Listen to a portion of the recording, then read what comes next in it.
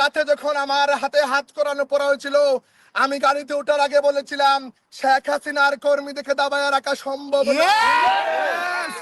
গাড়িতে বসার পরে যখনই আমার বৃদ্ধ মায়ের কথা মনে পড়ে, ওজরেই চোখ দিয়ে পানি আসছিল। আমি যখন প্রেজেন্টে গেছিলাম, আমি পৃথিবী দেখি নাই, শুধু গোলাকার কালো দেখা যাচ্ছিল। আমি আর শুধু আমার বৃদ্ধ মায়ের কথা বলে চিন্তা করেছিলাম আমার অসুস্থ মা আরো বেশি অসুস্থ হয়ে পড়বেন।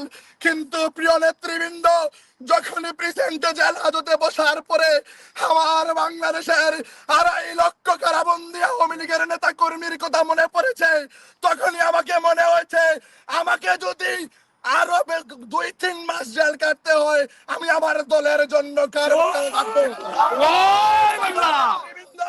আপনারা জানেন গত 14টি মাস থেকে বাংলাদেশ আওয়ামী লীগের 4 কোটি নেতা কর্মীর মুখে কোনো হাসি নেই, ভিতরে কোনো সুখ নেই, শান্তি নেই।